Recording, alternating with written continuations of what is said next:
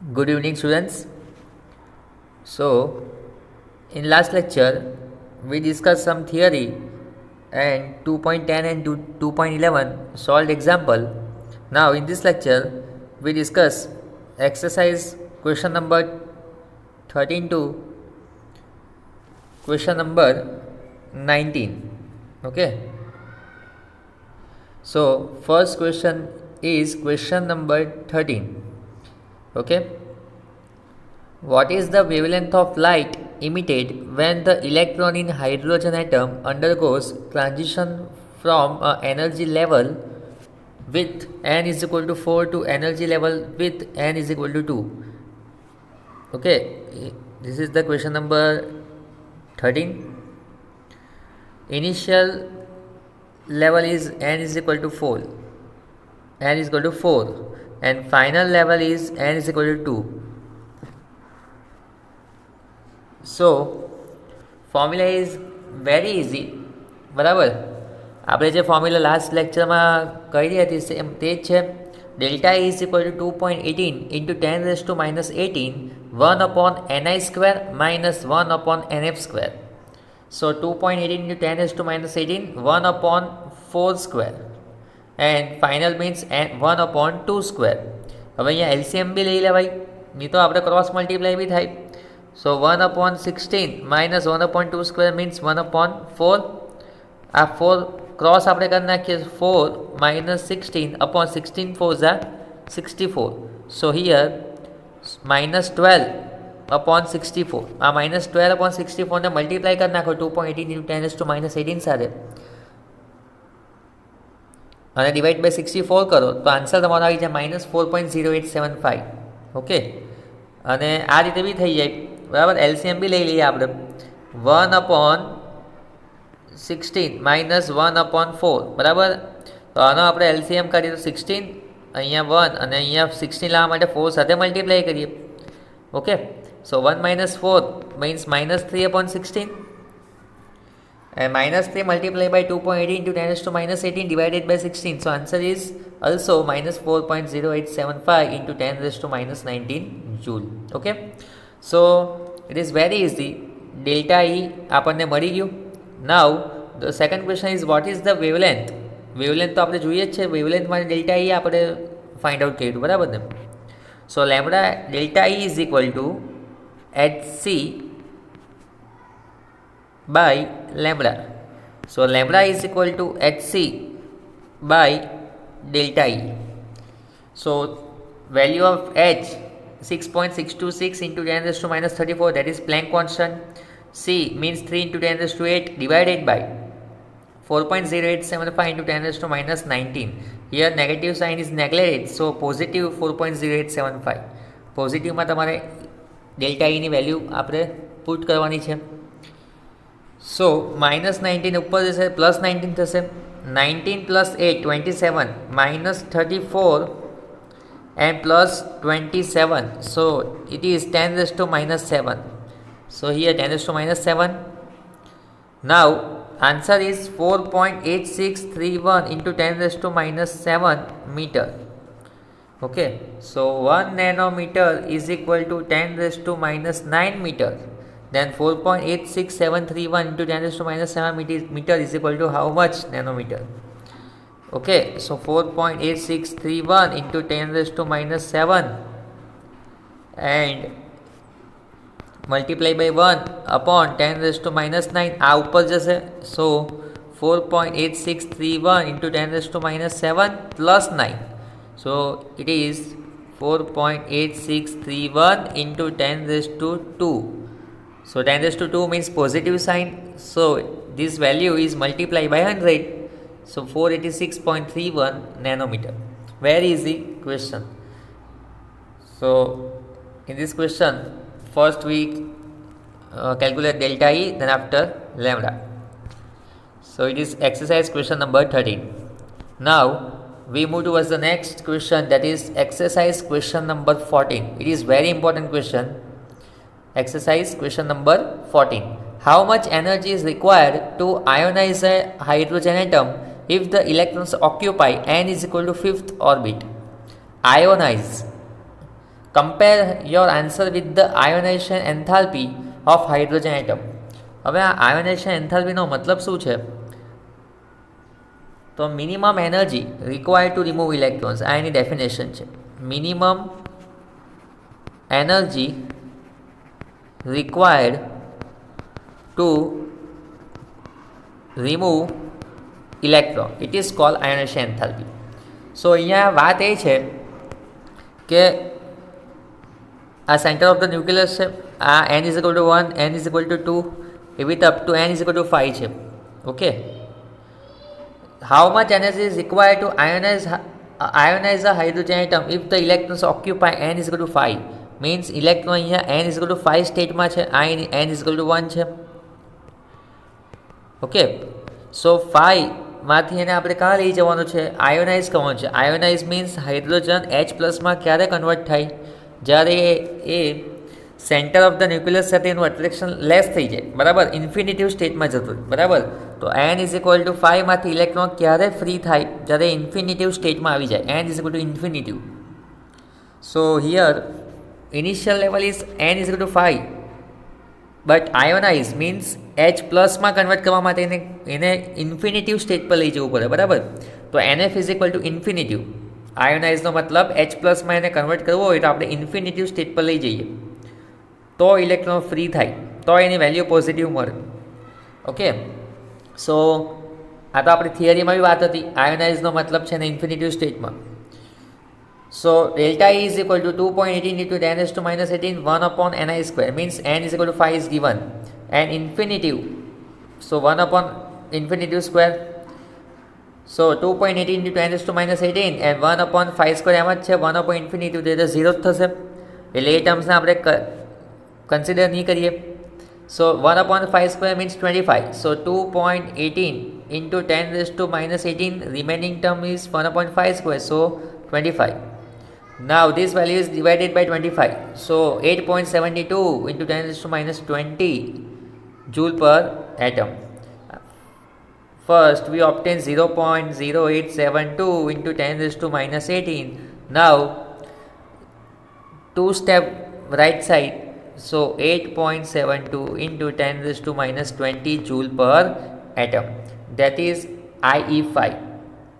Now mole means this value is multiplying by Avogadro's number. So 8.72 into 10⁻18 into 6.022 into 10⁻23. અહીંયા તમારે correction કરવાનું છે, 8 છે. ઓકે, 10 નથી, શું છે? 10⁻20. ઓકે, હિયર વેલ્યુ ઇઝ 10⁻20 છે. So multiply by this value, so 5.249 into 10⁻4. Okay, આ 10⁻23 છે અને અહીંયા 20 છે, 10⁻20. સો આન્સર આવશે તમારો 10⁻4માં.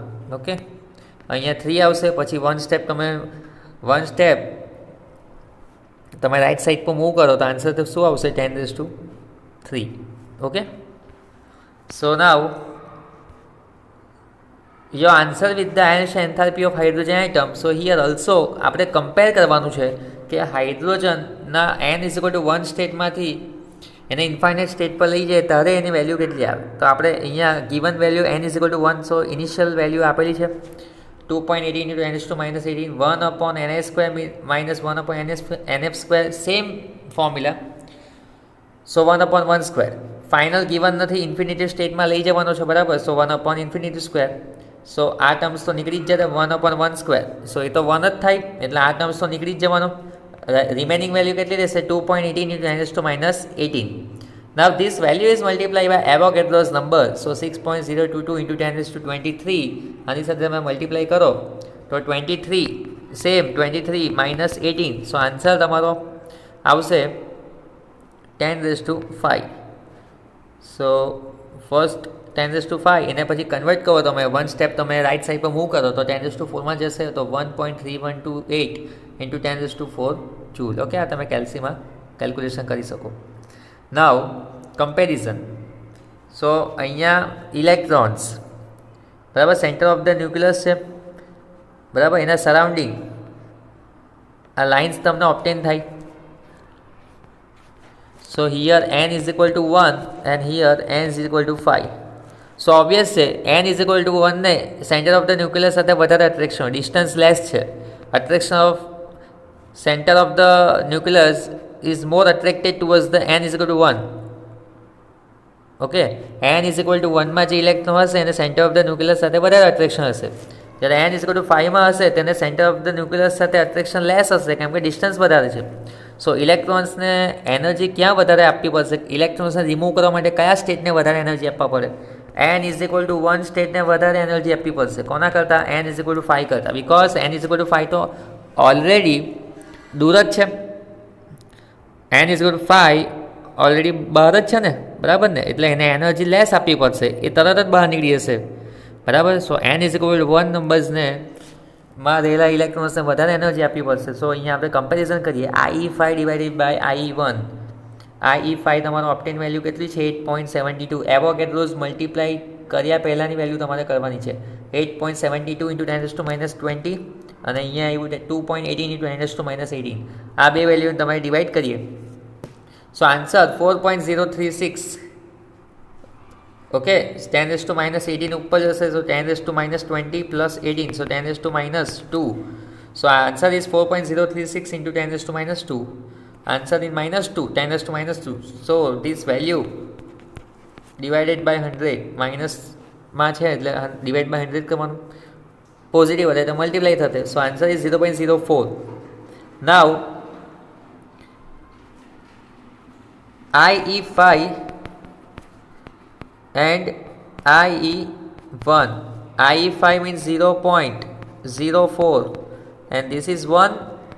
Okay, now this value is multiplied by 100, so 0.04 multiplied by 100 4 and 1 multiplied by 100 means 100. Okay, 4 by 100 so 25, so 1 is to 25. So IE1 is approx 25 times more than IE5. So આપણે energy n is equal to 1માં જે electrons occupy હશે તેને મારે release કરવા માટે એને 25 times greater energy આપવી પડશે. કોના કરતાં? n ઇઝ ઇક્વલ ટુ 5માં જે ઇલેક્ટ્રોન છે એના કરતાં. Okay, so IE1 is approx 25 times more than IE5.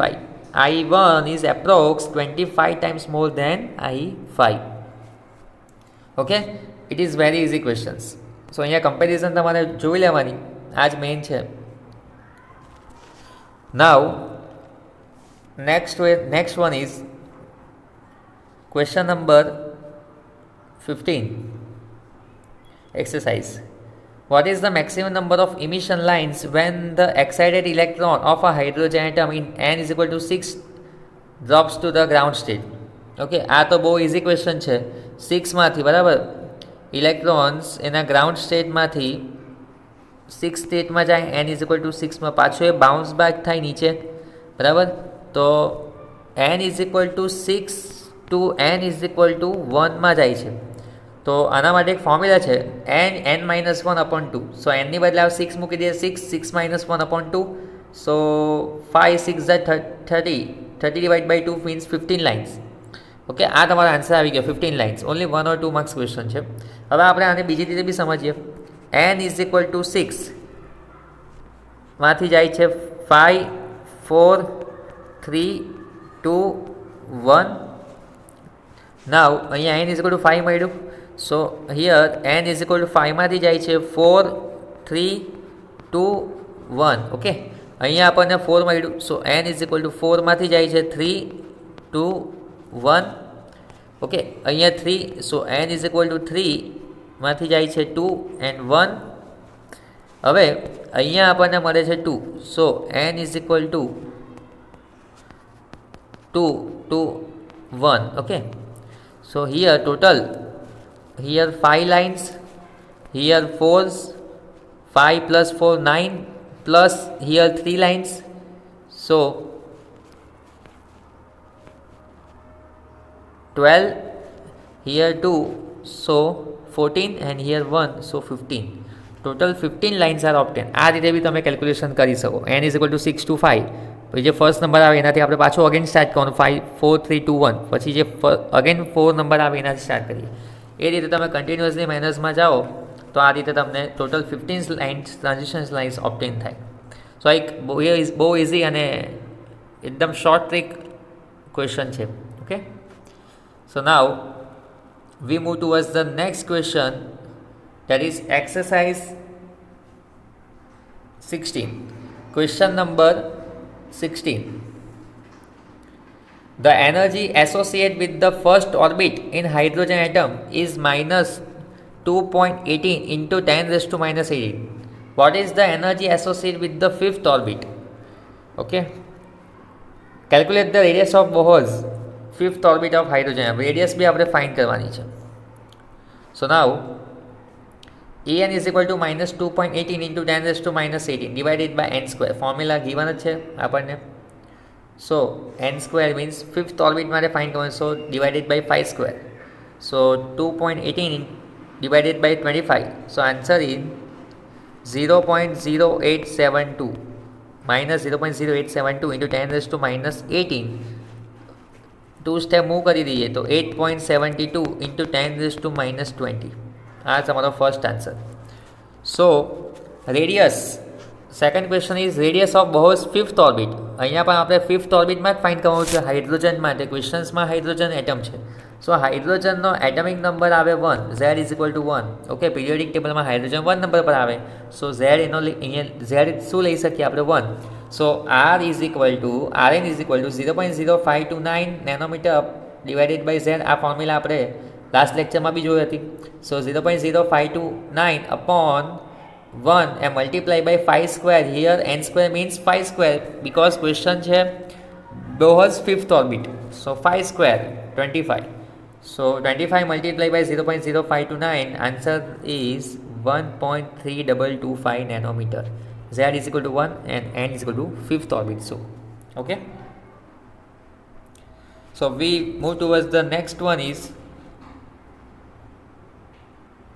question number 17. Okay, exercise question number 17, very important for 2 marks. Calculate the wave number for the longest wavelength transition in Balmer series of the atomic hydrogen. We know that first series is called Lyman, second one is called Balmer. Then after succeeding number of Balmer is 3, 4 and 5. So Ni is equal to, initial level is 2 but final level is 3. Okay, so we have to find wave number. Okay, so wave number is equal to, formula is very easy, 109677. Okay, last lecture માં જે theory according part હતો તેના પરથી અમે તમને formula ઓબ્ટેન કરી હતી 1 upon ni square or n1 square, same જ છે 1 upon nf square. Okay, so 109677, 1 upon ni square means 1 upon 2 square and 1 upon nf square means 1 upon 3 square. So 1 upon 2 square means 4. Okay, and 1 upon 3 square means 9. So here cross 9 minus 4, 9 4s are 36. So 9 minus 4, so 5 upon 36. So here 5 upon 36. So 109677 multiplied by 5 and divided by 36. So answer is 1523.9 centimetre inverse. Okay, લેમ્બડાથી opposite હોય, લેમ્બડાનો unit centimetre હોય તો આ 1 upon છે, સો centimetre inverse થાય. Okay, and we move towards the fourth step, left side. So 1.52329 into 10 raised to 4. Okay, left side move કરવાથી positive sign increase થાય. એન્ડ સેન્ટીમીટર ઇન્વર્સમાંથી મીટર ઇન્વર્સમાં જવું હોય તો 10 raised to 4 multiply by 10 raised to 2. So 4 plus 2, 10 raised to 6 metre inverse. Okay, so it is very easy question. Balmer series આ numbers તમારે ફોર્મ્યુલામાં જે આવે છે યાદ રાખીને જવાનું છે 109677. Now next question is exercise question number 18. It is very important for 2 or 3 mark question. What is the energy in joule required to shift the electron of hydrogen atom from first orbit to fifth orbit? Okay, first to fifth means initial 1 and final is 5, and the wavelength also we have to find wavelength. Okay, imitate when the electron return to the ground state. The ground state electron energy is minus 2.80 in 10 raised to minus 11 erg. Okay, here value in erg, so we have to first convert erg into the joule. So 1 joule, આ તમારે data યાદ રાખવાનો છે. 1 joule is equal to 10 raised to 7 erg. Okay, so minus 2.18 into 10 raised to minus 11 erg is equal to how much? તો આ ઉપર જશે. So minus 2.18 into 10 raised to minus 11 multiply by 1 and divided by 10 raised to 7. Okay, divided by 10 raised to 7. 10 raised to 7 ઉપર જશે એટલે minus 2.18 into 10 raised to minus 11 minus 7. So minus 18 joule. આ તમારા answer કેમાં કન્વર્ટ થયો? જૂલમાંથી અર્ગમાં, sorry અર્ગમાંથી જૂલમાં. Okay, now initial level is given, n is equal to 1. So delta E is equal to same formula, delta E is equal to 2.18 into 10 raised to minus 18 1 upon ni square minus 1 upon nf square. So n1 square minus n5 square भी લખીએ, 1 upon 1 square minus 1 upon 5 square. આપણે LCM લઈ લઈએ તો answer આવશે 2.18 into 10 raised to minus 18 25 minus 1 upon 25. So 2.0928 into 10 raised to minus 18 joule.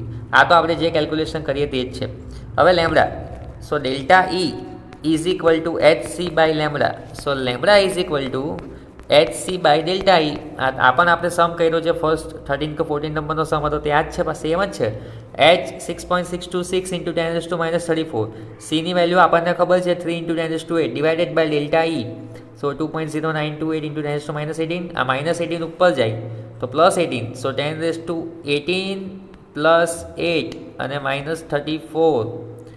Okay, so here 18 plus 8 26 minus 34. So 26 minus 34, so 10 raised to minus 8. So answer is 94.98983. હા, હવે આ convert કેવી રીતે થયું?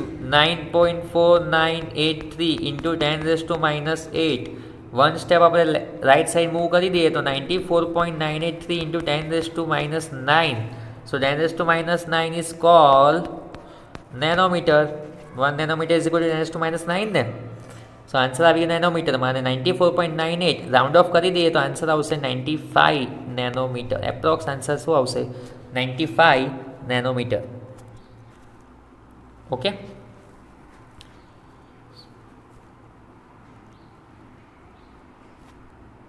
so last question is